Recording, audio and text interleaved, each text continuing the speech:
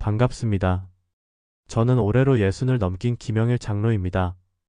이 영상을 보시는 분 중에는 저와 같은 고민을 가지고 있는 분들이 많을 것 같아 제 이야기를 해보고자 합니다. 저는 교회를 다닌 지도 어언 40년이 넘어갑니다. 날마다 새벽 예배를 드리며 주일이면 성가대에서 찬양하고 매주 수요일이면 평신도 사역자로서 성경 공부를 인도해 왔습니다. 누가 봐도 믿음이 좋은 사람이라고 불러주곤 했습니다. 하지만 제 안에는 쉽게 꺼내지 못한 고백 하나가 있습니다. 그것은 바로 내 자녀들이 교회를 떠났다는 사실입니다. 아들 하나, 딸 하나. 둘 다 어릴 적엔 교회가 참 좋다고 했습니다. 여름 성경학교에 가서 율동을 하고 교회 친구들과 웃고 뛰던 그 아이들의 모습이 아직도 눈에 선합니다. 고등학교 때까지만 해도 두 아이 모두 예배에 성실히 참석했고 제가 대표 기도를 드릴 때면 앞자리에 앉아 눈을 감고 따라 기도하는 모습이 얼마나 자랑스럽던지요. 그런데 대학에 들어가고 세상 속에서 살아가며 하나둘 변해가기 시작했습니다. 처음에는 바쁘다는 이유였습니다. 개강에서 수업이 많다고 시험 기간이라 공부해야 한다고. 그러다 보니 주일도 예배도 뒷전이 되었습니다. 교회에 가자고 부르면 대답은 늘 같았습니다. 요즘 시대에 꼭 교회 가야 믿음인가요? 아빠, 제가 알아서 할 테니까 저까지 강요하지 마세요. 아프게 들리는 말이었지만 저는 억지로 끌고 가지 않았습니다. 그 아이들이 언젠가 다시 돌아오길 바라며 대신 기도했습니다. 매일 새벽 기도석에 앉아 두 아이의 이름을 불렀습니다. 하지만 그 기도는 점점 눈물이 되고 무릎을 꿇은 시간이 길어질수록 마음엔 질문이 생겼습니다. 하나님, 왜 제 기도는 응답되지 않습니까? 사실 주변에선 저를 부러워하는 이들도 많았습니다. 장로님 댁은 얼마나 든든하세요? 두 자녀 다 좋은 대학 가고 잘 자랐네요. 하지만 정작 제 마음은 자녀들이 주님 앞에서 멀어졌다는 현실의 하루하루 가시방석이었습니다. 주일에 가족들이 함께 교회에 앉아있는 모습을 보면 너무 부러웠고 가족 사진 속에서 함께 찬양하던 그때의 모습은 이제 추억 속 그림이 되어버렸습니다. 가끔 아내와 둘이 마주 앉아 밥을 먹다 보면 말없이 눈시울을 붉힌 적도 많았습니다. 우리가 뭘 잘못했을까?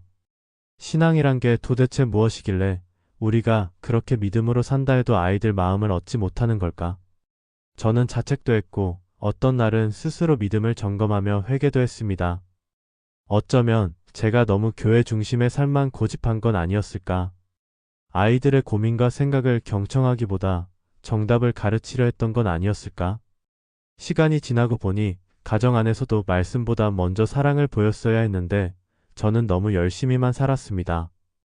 하나님을 위해 산다며 정작 하나님이 맡기신 가족을 향한 사명을 잊었던 건 아닌지 돌아보게 됩니다. 이제 제 아이들은 모두 사회인이 되었고 여전히 교회와는 거리를 두고 있습니다. 하지만 저는 기도를 멈추지 않았습니다. 그리고 제 기도는 이제 달라졌습니다. 예전엔 하나님, 교회로 돌아오게 해주세요 라고 기도했다면 지금은 하나님, 그 아이들의 삶 가운데 하나님이 꼭 필요한 분이 되어주세요 라고 기도합니다. 예배당 아니더라도 어디에 있든 주님이 그 삶을 이끄시고 만나주시길. 그 아이들의 마음에 언젠가 말씀 한 구절이 불현듯 떠올라 눈물을 흘리게 되기를. 제가 사라진 뒤라도 하나님의 사랑이 그 아이들의 가슴을 쿵하고 두드려 주시길 바라는 마음뿐입니다. 믿음은 물려줄 수 있는 것이 아니고 결국은 하나님이 주시는 은혜라는 사실을 인정할 수밖에 없습니다. 저는 그 은혜를 간절히 구하는 한 사람의 아버지로서 오늘도 예배당에 앉아 기도합니다. 눈앞에 변화는 없어도 믿음의 씨앗은 뿌려졌고 하나님은 그 땅을 기억하실 줄 믿기에 그런 마음을 품고 있던 어느 해 겨울이었습니다. 성탄절을 앞두고 교회에서는 여러 가지 준비로 분주했습니다. 성탄 장식이며 찬양 연습, 구제 봉사 사역까지 저녁마다 교회는 따뜻한 불빛으로 채워졌습니다. 그날도 저는 예배당 외벽에 전구를 다는 일을 돕고 있었습니다.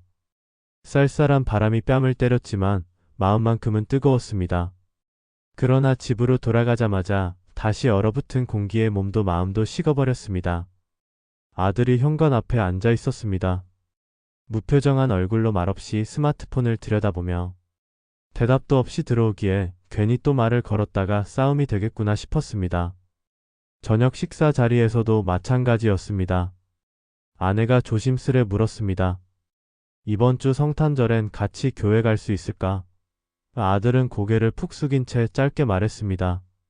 그냥 쉬고 싶어. 저는 그 말이 못내 서운했습니다. 평생 성탄절만큼은 온 가족이 함께 예배드리는 날이었기에 제 마음은 그 짧은 말 한마디에 바늘에 찔리듯 아팠습니다. 순간 목소리를 높이고 말았습니다. 성탄절이 뭔 날인지 알고는 있냐? 하나님이 인간 되셔서 오신 날이다. 그 고귀한 날에 쉬고 싶다는 말이 쉽게 나오냐?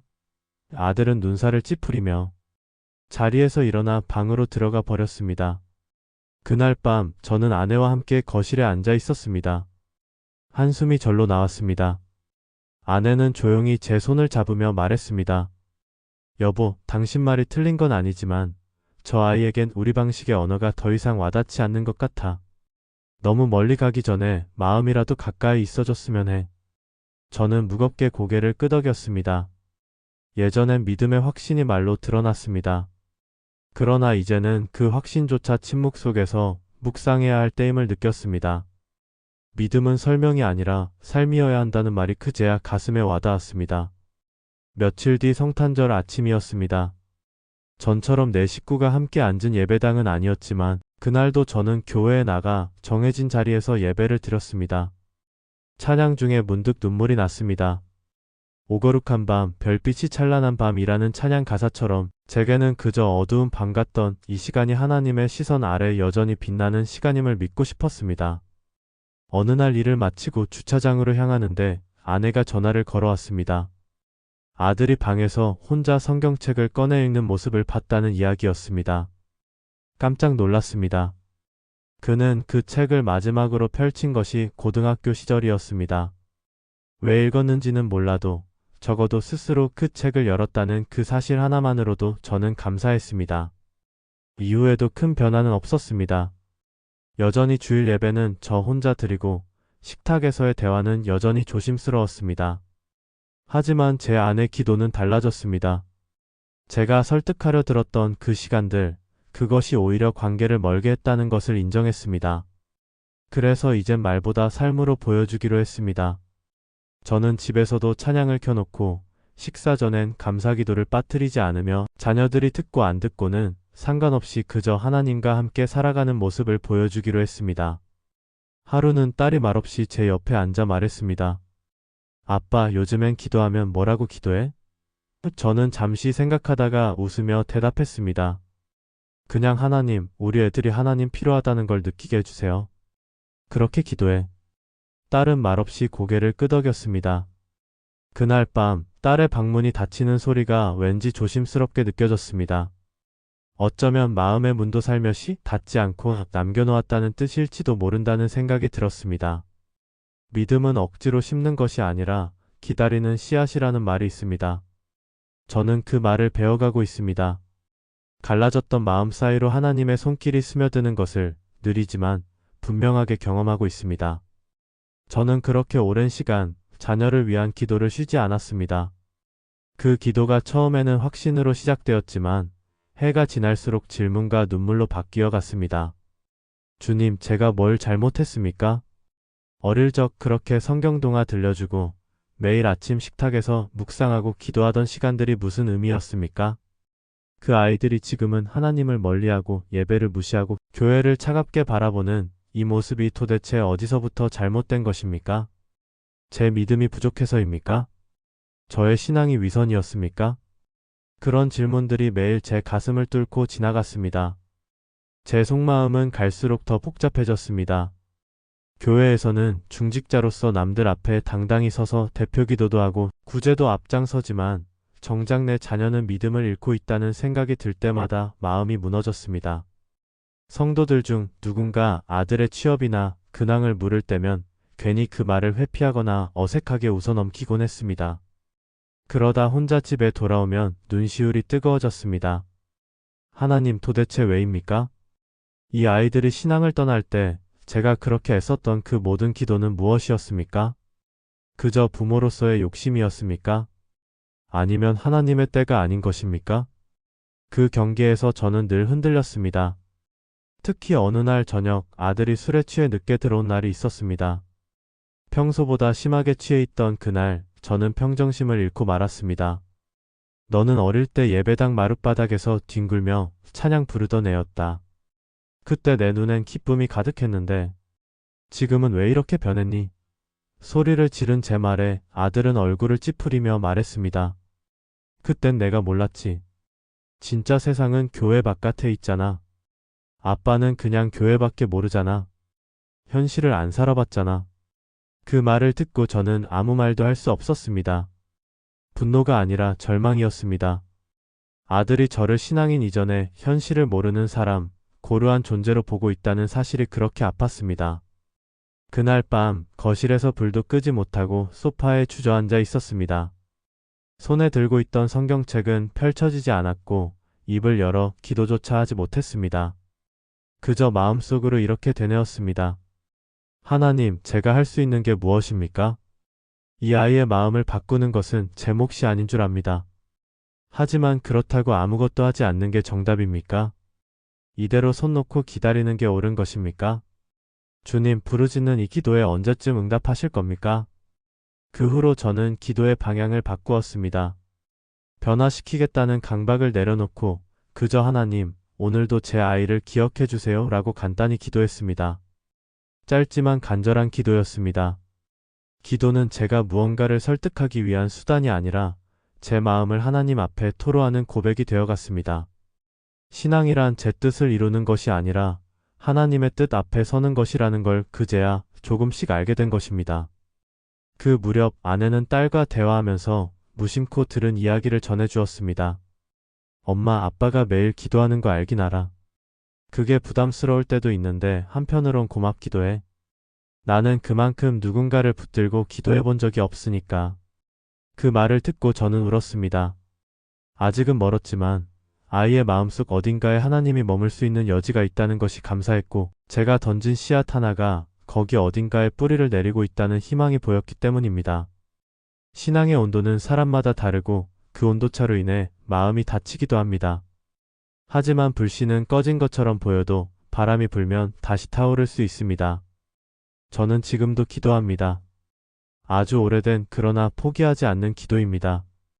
그 기도가 이 아이들의 삶을 바꿀지 혹은 저의 마음을 바꿀지 알 수 없지만 적어도 주님은 그 모든 기도를 듣고 계신다는 것을 믿습니다. 그렇게 세월이 흘렀습니다. 자녀들은 여전히 교회에 정기적으로 나오지 않습니다. 큰아이는 직장에 다닌 지 몇 년이 지났고 둘째는 이제 갓 대학을 졸업하고 자기 인생을 꾸려나가느라 바쁩니다. 주일 아침이면 늘 와이프와 저는 성경책을 들고 현관을 나서고 명절에도 가족 예배를 드리자고 하면 어색한 침묵이 흐르곤 합니다. 하지만 저는 더 이상 그것을 부끄러워하거나 원망하지 않습니다. 왜냐하면 이제는 제게 기다리는 기쁨이라는 선물이 생겼기 때문입니다. 믿음은 누군가를 설득하거나 끌어당기는 힘이 아니라 그 마음이 준비될 때까지 사랑으로 곁을 지켜주는 것이라는 것을 저는 이제야 알게 되었습니다. 부모의 믿음은 결코 자녀를 대신하여 구원의 문을 여는 열쇠는 아니지만 자녀가 그 문 앞에 서 있을 때 주저하지 않도록 등을 밀어주는 희미한 등불은 될 수 있다고 믿습니다. 저는 그 등불이 되기를 원합니다. 흔들릴 수는 있어도 꺼지지는 않는 작지만 따뜻한 불빛 말입니다. 요즘은 종종 자녀들이 제가 예배를 마치고 돌아오는 시간에 맞춰 차를 끌고 와 함께 식사를 하기도 합니다. 예전 같으면 왜 교회에 안 왔니 하고 묻고 싶었겠지만 이제는 그냥 밥을 함께 먹는 그 자리가 감사할 뿐입니다. 하나님께서 제게 허락하신 오늘 그들이 아직 제 곁에 있고 제가 그들을 위해 여전히 기도할 수 있다는 것이 은혜입니다. 언젠가 그들이 믿음의 자리로 돌아올지 여부는 제 손에 달린 것이 아니라는 걸 인정한 후부터는 제 마음이 한결 가벼워졌습니다. 물론 기도는 여전히 멈추지 않습니다. 하지만 그 기도는 이제 애원이나 절박함이 아니라 하나님을 향한 신뢰에서 비롯된 고백입니다. 주님, 제 자녀를 주님 손에 맡깁니다. 주님이 그 인생을 가장 잘 아시는 분이니 주님 뜻대로 인도해 주세요. 그렇게 기도하고 나면 이전에는 느껴보지 못했던 깊은 평안이 밀려옵니다. 때로는 눈물이 흐르기도 하지만 그 눈물에는 이제 낙심이 아닌 위로가 담겨 있습니다. 하나님은 내 기도를 잊지 않으셨다는 확신, 그리고 그분이 일하고 계시다는 믿음이 제 가슴 깊은 곳을 채웁니다. 저는 여전히 매 주일이면 일찍 예배당에 도착합니다. 조용히 기도의 자리에 앉아 제 마음속에 있는 모든 이름을 꺼내어 주님 앞에 올려드립니다. 그 중에는 자녀들의 이름도 있고 그들의 친구들, 그들의 배우자 될 사람, 아직 만나지 못한 손주들까지도 포함되어 있습니다. 기도는 과거를 후회하거나 미래를 불안해하는 자리가 아니라 하나님 앞에서 현재를 살아내는 고백임을 배워가고 있습니다.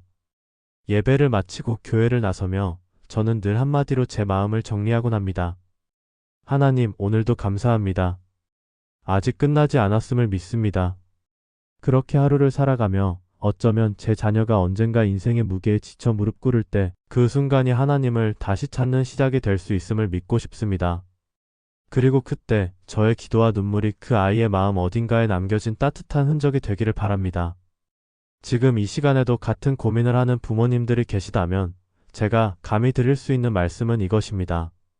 자녀의 믿음은 부모의 계획이 아니라 하나님의 계획 안에서 이루어집니다. 그리고 그 계획은 결코 늦지도 빠르지도 않게 이루어집니다. 우리의 기도는 헛되지 않으며 우리 눈에 보이지 않는 곳에서도 하나님의 손은 여전히 움직이고 계십니다. 기도는 오늘 우리가 할 수 있는 가장 위대한 순종입니다. 언젠가 하나님께서 우리의 기도를 통해 열매 맺게 하실 그날을 기대하며 저는 오늘도 묵묵히 기도의 자리를 지킵니다. 주님이 일하시는 방식은 때로 우리 눈에 더뎌 보이지만 그분의 시간은 결코 실패하지 않는다는 것을 저는 믿습니다. 그러니 우리 함께 그날을 향해 기다립시다. 사랑하는 자녀들을 향한 하나님의 구원의 손길을 소망하며 그날도 여느 때와 다름없이 주일 새벽 기도회를 마치고 집으로 돌아오는 길이었습니다. 마음은 여전히 무거웠고 아이들의 이름을 하나씩 부르며 기도했던 시간이 귓가를 맴돌고 있었습니다. 하나님, 제 딸을 붙들어 주세요. 아들은 아직 더 멀리 있는 것 같습니다. 하지만 주님, 포기하지 않겠습니다.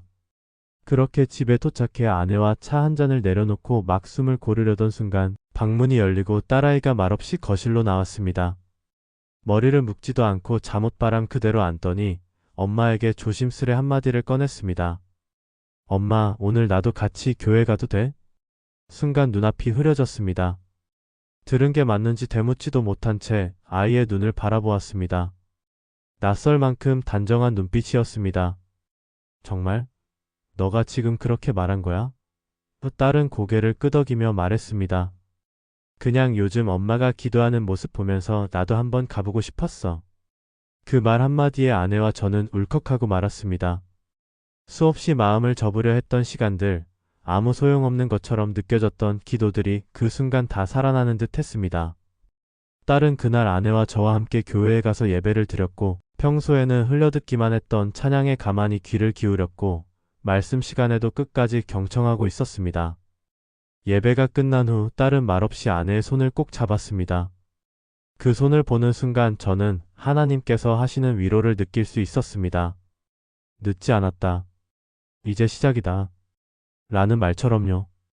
딸은 그 후로 가끔 함께 예배에 참석하기 시작했습니다.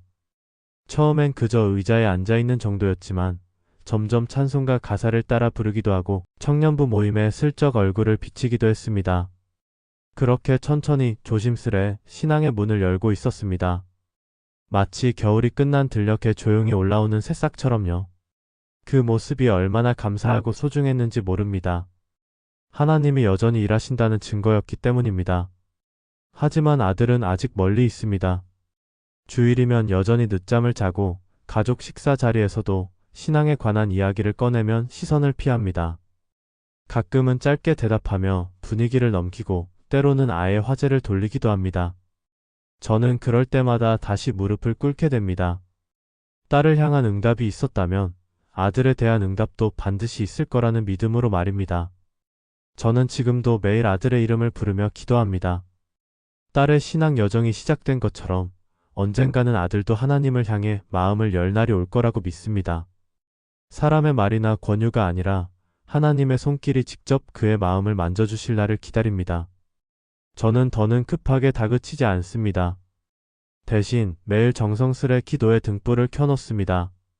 돌아올 때 어둡지 않도록, 그 길이 막히지 않도록. 가족 모두가 함께 예배드리는 날, 함께 찬양하며 눈물 흘리는 날을 꿈꾸며 오늘도 다시 기도의 자리에 앉습니다. 하나님은 한 사람의 눈물 속에 또 한 사람의 회심을 준비하시는 분이십니다. 딸을 통해 보여주신 회복의 기적은 저로 하여금 아들을 위한 기도를 멈추지 않게 합니다. 그리고 저는 압니다. 하나님의 시간은 결코 늦지 않다는 것을. 그분은 지금도 우리의 기도를 기억하고 계시며 잃어버린 양 한 마리를 위해 언제든 길을 나서실 분이십니다. 오늘도 저는 이 두 자녀의 이름을 부릅니다. 딸의 입에서 들려온 같이 교회 가자는 그 말처럼 언젠가는 아들의 입에서도 나도 함께 예배드리고 싶다는 고백이 나오길 소망하며 기도하고 또 기다립니다. 하나님은 반드시 응답하시는 분이시니까요.